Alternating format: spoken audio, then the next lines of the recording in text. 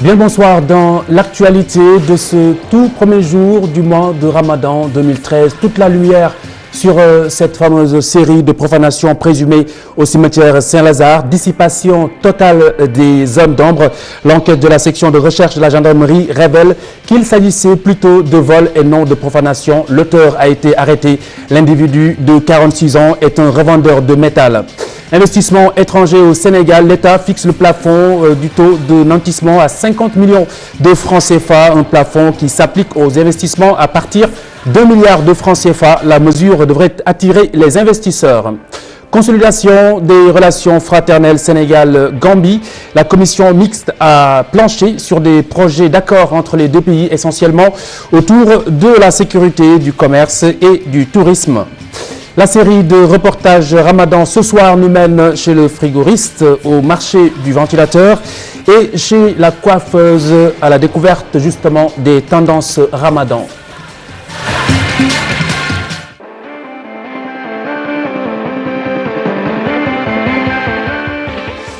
L'affaire avait quelque peu fait glisser un petit grain de sable dans la machine de l'entente interconfessionnelle au Sénégal. Cette entente bien connue de notre pays, des profanations de tombes à première vue au cimetière Saint-Lazare de Dakar. Eh bien, il n'en était rien. Il s'agissait juste de l'œuvre d'un simple voleur. L'homme âgé de 46 ans vendait le métal qu'il tirait des crucifix. Les gendarmes de la section de recherche de la gendarmerie l'ont déniché avec son butin, bien entendu, entre l'aéroport et ce cimetière où il avait son abri. Mohamed Dieng et Daniel Diouf nous en disent un peu plus. L'individu est âgé de 46 ans. Dans cette affaire, les enquêteurs se veulent clairs. Il ne s'agit pas de profanation, mais de vol. L'homme, un habitué des lieux, a été arrêté avec la vigilance des gardiens du cimetière. C'est hier à 18 h qu'ils ont interpellé un adolescent de 13 ans, surpris dans le cimetière avec un crucifix à la main. Les gardiens alertent la section des recherches de la gendarmerie nationale en charge du dossier. Les gendarmes interrogent l'enfant qui affirme être envoyé. C'est d'ailleurs lui qui les conduit à l'officine du receleur. Sur les lieux, il désigne son acolyte, des crucifix sans doute volés à Saint-Lazare, trouvés sur place. L'homme se servait de l'adolescent depuis sa dernière visite des sépultures, soldées par de graves blessures à la jambe gauche. Des blessures reçues alors qu'il escaladait la clôture barbelée du cimetière pour échapper aux gardiens. Ce jour-là, il avait laissé dans cette course un sac à dos qui contenait des outils. Autant d'indices qui laissent conclure la thèse du vol et non celle de la profanation, selon les gendarmes. L'enfant a été remis à ses parents puisque pénalement pas responsable. L'auteur des vols répétés au cimetière Saint-Lazare de Béthanie passe sa deuxième nuit dans les locaux de la section de recherche de la gendarmerie de Colobane. Il sera présenté au procureur ce jeudi. Pour rappel, c'est le COGECIC, le comité de gestion des cimetières chrétiens, qui avait porté plainte contre X. Daniel Diouf qui ajoute que l'enfant est un préadolescent âgé de 13 ans. L'État du Sénégal dans une dynamique d'encourager l'investissement étranger dans notre pays. Les autorités ont en effet corrigé le taux de nantissement. Ici, le plafond est à 50 millions de francs CFA pour un investissement d'1 milliard de francs CFA. Voici les précisions du garde des Sceaux. Pour les investissements d'1 milliard et plus, le taux sera de 0,25%, mais limité à 50 millions de francs.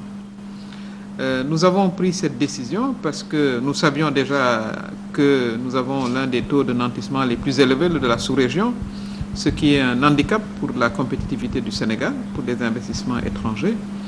Mais nous avions un cas particulier qui était le financement de la centrale électrique de Sendou, qui devait être financée par la Banque africaine de développement, qui a trouvé les taux de nantissement trop élevés et souhaitait se retirer du projet. Donc c'était une confirmation déjà de ce que nous savions.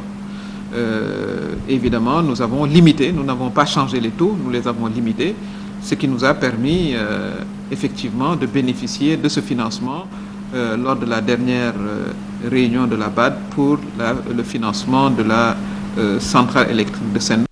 Cette mesure est un début de réponse justement aux revendications du syndicat des travailleurs de la justice. L'annulation du décret sur la limitation du taux de nantissement était une exigence du Sud-Just, l'organisation syndicale qui a entamé une grève de 48 heures, une phase de son deuxième plan d'action. Les syndicalistes étaient face à la presse ce mercredi. Voici le compte-rendu de Jafar Abba et Fatou Bintou Kanté.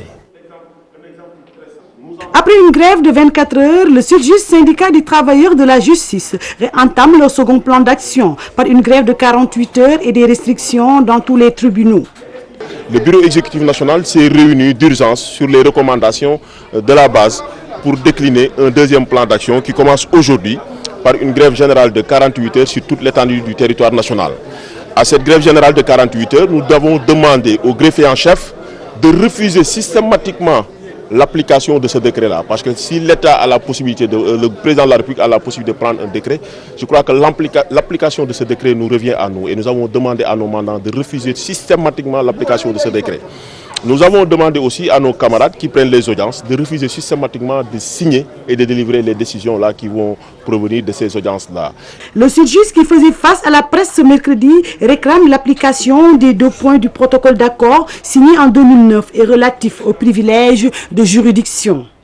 Car comme vous le savez, le jeudi 4 juillet dernier, nous avions décrété une grève d'avertissement de 24 heures pour inviter l'autorité, en l'occurrence notre ministre de tutelle, à revenir sur un projet de décret qui devait modifier le décret 2009-1459 qui organisait les droits de délivrance en matière civile et commerciale.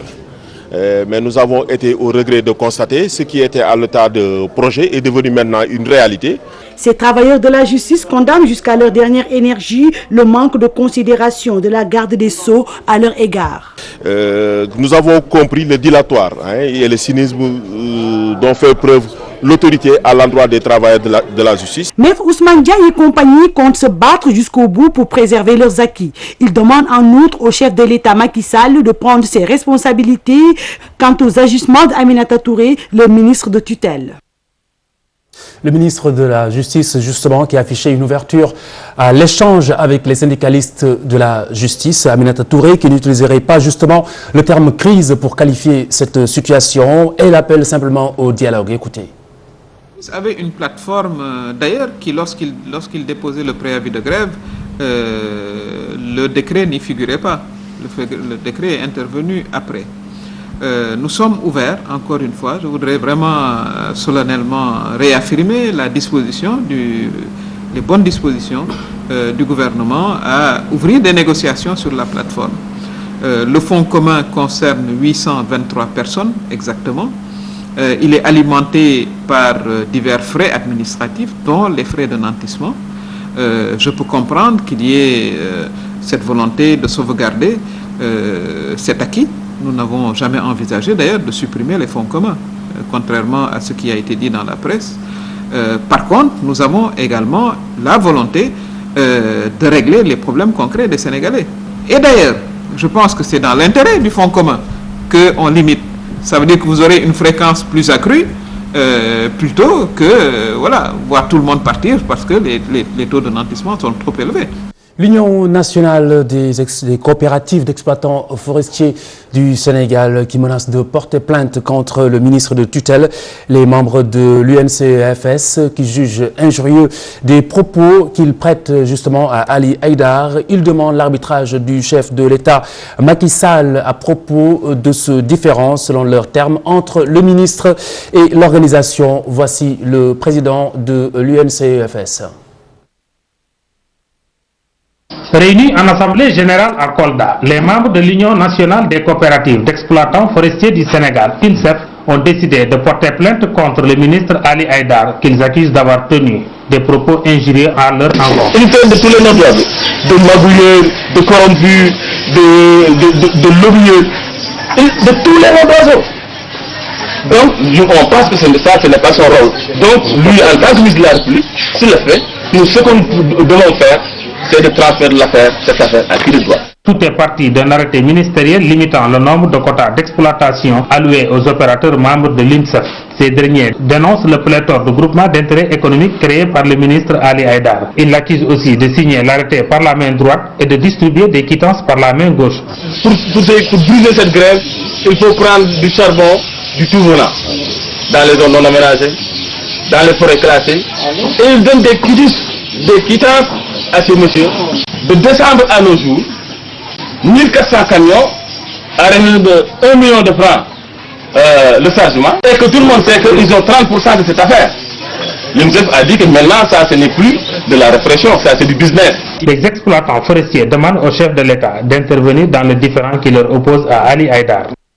Ces accusations et menaces des exploitants forestiers n'ont pas laissé de marbre les jeunes écologistes. Leur collectif relève la mauvaise foi, selon eux, des membres de l'UNCEFS. À leurs yeux, ce sont de véritables destructeurs de la forêt. Ils les invitent d'ailleurs à se poser les véritables questions et surtout à réfléchir sur leur degré de responsabilité dans le phénomène du réchauffement climatique.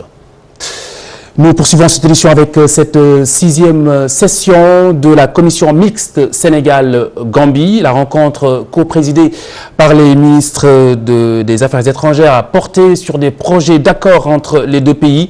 La sécurité, le commerce et le tourisme ont été les secteurs phares lors des échanges. Les accords s'inscrivent dans la volonté des deux chefs d'État de consolider les rapports fraternels entre les deux pays.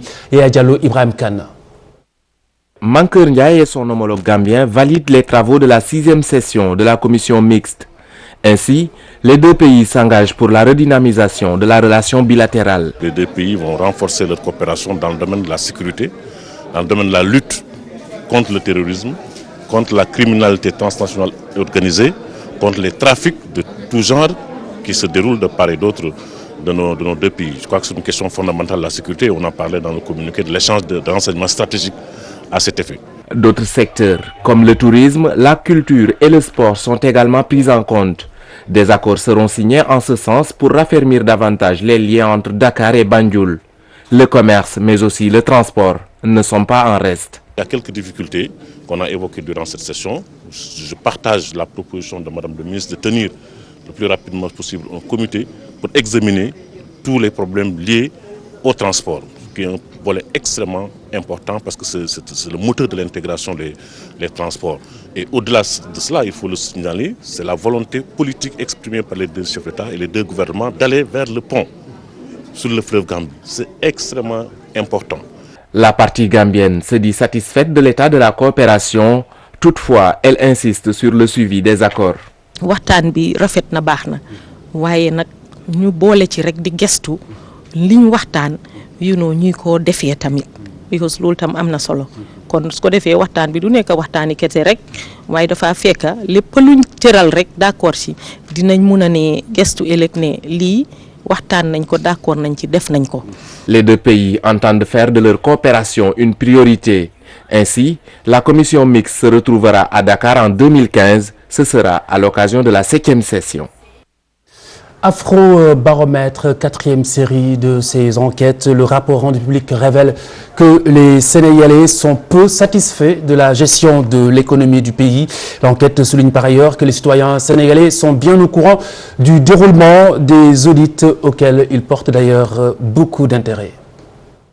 Les Sénégalais seraient bien informés des audits du gouvernement, mais les 1200 citoyens interrogés sont moins satisfaits de la gestion de l'économie, même si des efforts sont faits depuis 2008. C'est ce qui ressort de la reddition des comptes et performances sur la bonne gouvernance de l'Afrobaromètre. Est-ce que les Sénégalais sont bien informés des audits? D'accord? Et vous avez vu la réponse. Majoritairement, ils sont bien informés sur la question des audits. Majoritairement, les Sénégalais pensent que l'économie n'est pas bien gérée.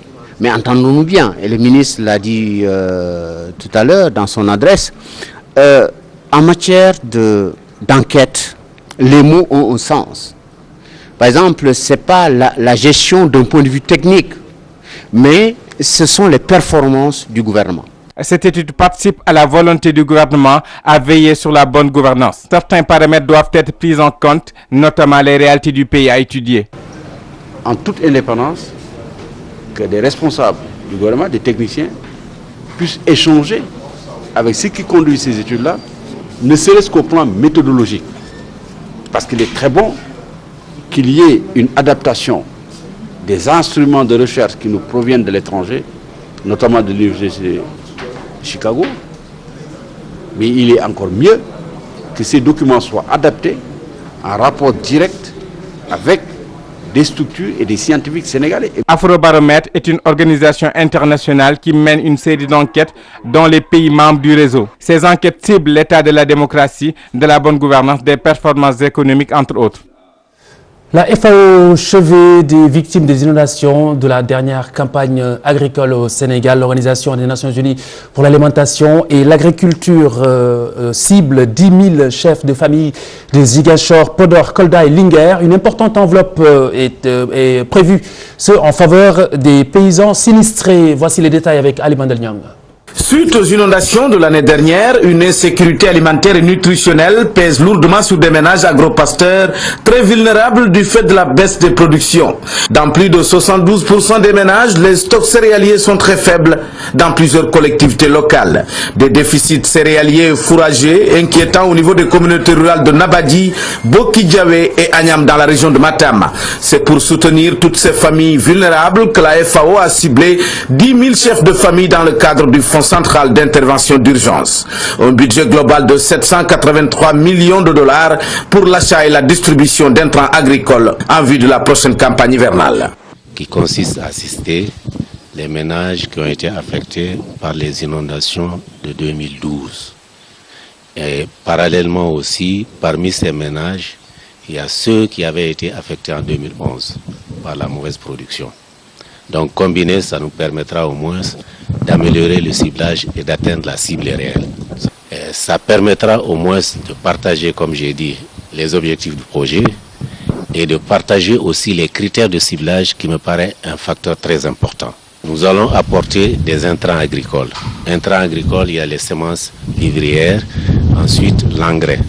Les semences vivrières aussi, la répartition a été faite en tenant compte des spécificités agroclimatiques de chaque zone, agropédoclimatiques de chaque localité.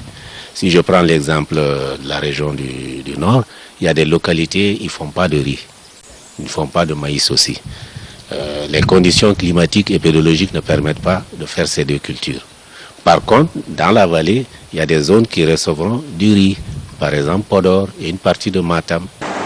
Au cours de cet atelier de partage sur les grandes orientations du projet avec les partenaires techniques impliqués dans sa mise en valeur, les critères de ciblage ont été amendés et validés.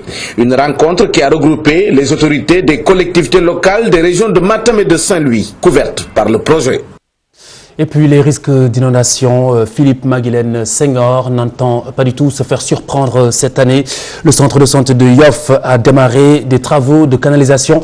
Les murs s'étaient écroulés lors des pluies diluviennes d'août dernier et plusieurs malades avaient été évacués d'urgence. Vous vous en rappelez, Aboubacar Kamara Adiatala a été devant le chantier. C'est la course contre la montre et les ouvriers se démènent pour livrer l'ouvrage. Ils veulent achever les travaux de canalisation pour éviter une éventuelle submersion du centre de santé Philippe Maguilène Senghor. Malgré la menace du ciel nuageux, l'entreprise chargée de l'exécution des travaux pense être dans les délais. Les travaux ont débuté il y a un mois et quelques jours de cela. Et vous avez vu vous-même l'état d'avancement des chantiers. Ici à Maguilène Senghor, on a au moins 70 mètres de dalles. Et d'ici quelques jours, on va dépasser ce tronçon. Il y a aussi d'autres chantiers qui sont ouverts à l'intérieur de la Ouest Foire. Et d'ici 6 mois, normalement, tout devrait être prêt. Mais d'après nos calculs, les inondations, les premières pluies ne devraient pas causer d'inondations. Le personnel de la structure sanitaire, qui a toujours eu la hantise des fortes pluies, espère ne plus vivre le calvaire des inondations. À la fin des travaux, je pense que le centre de santé Philippe Senghor ne va plus vivre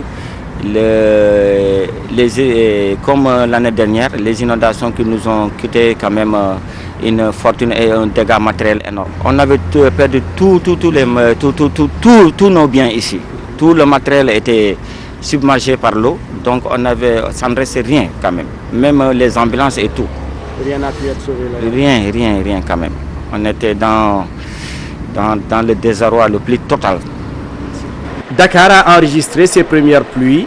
Des travaux pour lutter contre les inondations sont entamés dans certains quartiers, achevés ou en cours d'achèvement dans d'autres. Voici le point de l'actualité internationale, un récit de Suzanne Saïkan. Le président malien Dioncounda Traoré a reçu ce mardi les 28 candidats à la présidentielle du 28 juillet. Il a confirmé la date du premier tour et les appelle à faire preuve d'indulgence envers le processus électoral. Les autorités égyptiennes ordonnent l'arrestation du chef des frères musulmans, Mohamed Badi, ainsi que celle d'autres hauts responsables de la confrérie ce mercredi. Ils sont accusés d'incitation à la violence lors des heurts qui ont fait 50 morts ce lundi. Au sud-ouest de la Chine, dans la province du Sichuan, 30 à 40 personnes ont été ensevelies ce mercredi dans un glissement de terrain provoqué par des pluies torrentielles. Une cinquantaine de blessés, dont 2 dans un état grave, dans l'attentat qui a eu lieu dans la banlieue sud de Beyrouth. Une voiture piégée a explosé sur un parking de Bir El Abed. L'explosion a fait d'importants dégâts matériels. Voitures brûlées, vitres de bâtiments soufflées par la déflagration. La série de reportages Ramadan à présent. D'abord, les frigoristes qui déchantent cette année. D'habitude, à ce moment, les affaires sont plutôt bonnes avec les réparations de réfrigérateurs, mais la donne semble avoir changé. Voici les explications avec Hawa Signaté Diafaraba. Tous ces appareils sont à réparer. Ramadan oblige pour la conservation des aliments. Abdoulaye est frigoriste. Il affirme avoir reçu des appareils depuis presque 1 an. En train de vraiment d'être harcelé par des gens qui avaient laissé leurs appareils. Ça fait pratiquement 1 an, ou bien je peux dire 1 an même. Parce qu'en général, ils viennent que réparer en période de chaleur. Il y a beaucoup d'appareils. Ils ne payent pas les frais de magasinage. Ils sont là. Quand le mois de Ramadan vient ou bien la Tabaski, on t'emmerde. Mais pour les froids ménagers, là, il n'y a pas d'argent. Souleymane, lui, oublie même que c'est le Ramadan, car la clientèle se fait rare. Quand j'étais apprenti à la veille du Ramadan, on travaillait. Il y avait beaucoup de clients, mais aujourd'hui, on ne voit aucun client. Vous savez, il y a des gens qui viennent amener leur frigo parce qu'ils n'ont pas assez de place chez eux. De ce fait, ils te demandent de faire le devis, après tu ne les verras plus. Et si tu jettes le matériel, ils reviennent pour te le demander.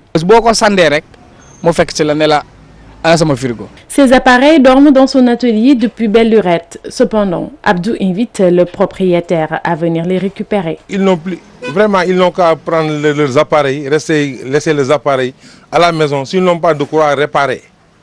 C'est l'appel que je lance. Mais quelqu'un, tu appelles un frigoriste, tu lui dis prends ça, amène à l'atelier, je vais passer demain, par des relations, tu ne le vois même plus. Si auparavant leur chiffre d'affaires a été beaucoup plus élevé à la veille du Ramadan, tel n'est plus le cas. Et cela est dû peut-être à la conjoncture, disent-ils. Le Ramadan qui coïncide cette année avec l'été. L'été, donc, la période de chaleur. Combiner la soif, la faim à la chaleur n'est pas chose simple. Du coup, la recherche d'air frais est bien en vogue à ce moment. Une bonne période pour justement les vendeurs de ventilateurs. Et il y en a pour toutes les bourses. En cette période de canicule, l'air frais devient une source précieuse. De l'éventail au mouchoir, tous les moyens sont bons pour se préserver de la chaleur. Mais pour les Sénégalais, la préférence reste Ventilo. un choix qui réjouit ces vendeurs qui s'en frottent les mains. Du plus simple au plus sophistiqué, il y en a pour toutes les bourses. On rend grâce à Dieu. Nous sommes en période de chaleur et c'est un marché fructueux. Nous nous en sortons un petit peu. Il y en a qui coûtent 16 000, 17 000 et 18 000 francs. 17 000, 18 000, 16 000. Nous avons des ventilateurs de tout genre. Il y a ceux qui marchent sans électricité, des simples aussi, ceux qui ont des parfums, tous adéquats à la chaleur. Il y en a qui coûtent 15 000, 40 000 à 50 000 francs. Pour nos compatriotes, Impensable de se départir de ce sauveur. La chaleur, ils ne peuvent pas la supporter, surtout avec ce ramadan. Non, personne ne doit se passer de son ventilateur. Avec cette chaleur forte, c'est impensable. J'ai constamment le corps chaud et avec la chaleur, je ne peux pas dormir. Le ventilateur m'est indispensable. Si je n'en ai pas, je sors prendre de l'air. Très dur, ça tout le monde le sait. Le ramadan est très dur. Avec le ventilo, on arrive à somnoler un peu. À la place de l'eau, le ventilateur reste l'outil indispensable en cette période où chaleur et jeûne ne font pas bon ménage. Abakar Tunkara, le ramadan, c'est aussi la période d'une nouvelle tendance coiffure, tendance qui ne fait pas forcément l'affaire des salons de coiffure, les rajouts étant bannis par l'islam. Ramadan rime avec piété, a-t-on l'habitude de dire. Les coiffeuses l'ont bien comprise. Torsade, laïf, rajout, que des coiffures légères pour être en phase avec le mois béni. Les clientes préfèrent les tresses naturelles à la place des mèches. C'est surtout pour bien faire les ablutions. Avec le mois de Ramadan, les gens n'ont pas trop le temps pour venir faire leur tête tout le temps parce qu'il y a la rupture du jeûne. L'heure file vite durant le mois de Ramadan. Donc on est obligé d'essayer de faire en sorte que les coiffures qu'on fait sur nos têtes soient quelque chose qui dure. La religion, on le pratique plus dans le mois de Ramadan. Donc on préfère faire des tresses qui n'ont pas de mèches. On n'utilise pas de mèches, on n'utilise que les cheveux, des tresses naturelles. Des tresses naturelles à moindre coût. C'est moins cher, mais aussi c'est le choix des clients. Parce que ça facilite, parce qu'il n'y a pas de cérémonie. Dans les mois de Ramadan, il n'y a pas de cérémonie. On ne fait pas de cérémonie. S'il y a cérémonie, c'est les conférences. Dans les conférences, on met le foulard. Conséquence, les chiffres d'affaires des coiffeuses baissent. Ça diminue le chiffre d'affaires, mais comme c'est un mois, on essaie de faire avec, surtout que à la fin du mois, il y aura les fêtes qui vont suivre et bon, on essaiera de nous rattraper durant les fêtes. Même si ces coiffures ne paient pas beaucoup, les coiffeuses n'ont pas le choix.